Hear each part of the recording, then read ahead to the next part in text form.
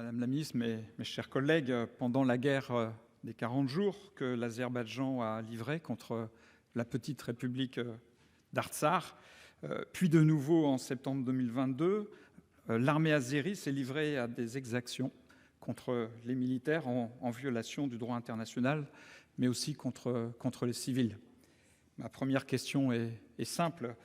Quelles sont les initiatives que va prendre la France pour faire reconnaître les crimes de guerre par les instances internationales? Depuis le 12 décembre 2022, c'est-à-dire depuis 2 mois, l'Azerbaïdjan a mis en œuvre un blocus militaire de la République d'Artsakh.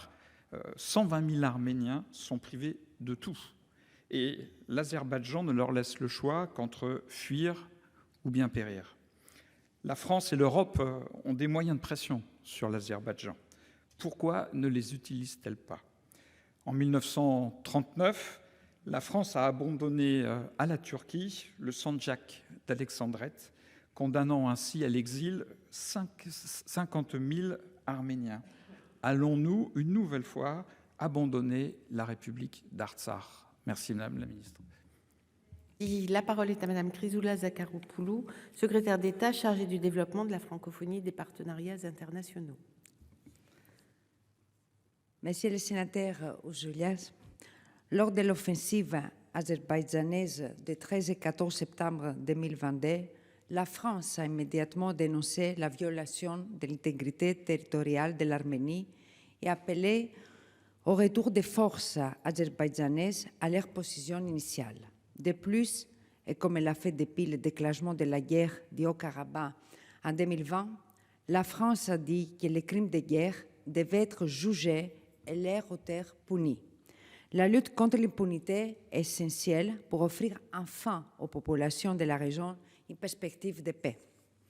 La réunion organisée par le président de la République à Prague le 6 octobre 2022, en présence de messieurs Nicole Pashinyan, Ilham Aliyev et Charles Michel, a permis d'obtenir un accord pour l'envoi d'une mission de la PSDC civile qui s'est déployée pour 2 mois en territoire arménien.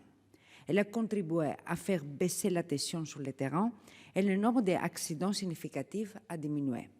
Après ces bons résultats, nos efforts ont concouru à ce que le 17 décide, le 23 janvier 2023, le déploiement d'une mission en territoire arménien pour 2 ans cette fois-ci.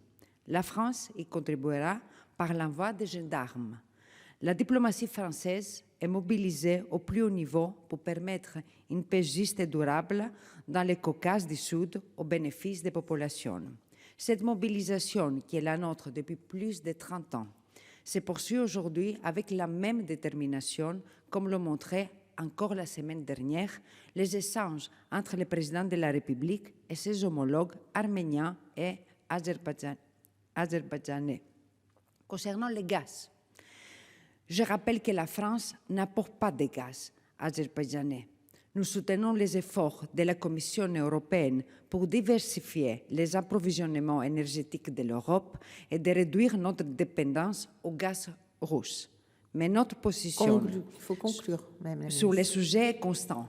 Les efforts indispensables pour renforcer la souveraineté énergétique de l'Union européenne ne doivent en aucun cas se faire au détriment de nos principes. Merci. Merci. Monsieur Ouzoulias, vous avez 41 secondes. Merci Madame la Présidente.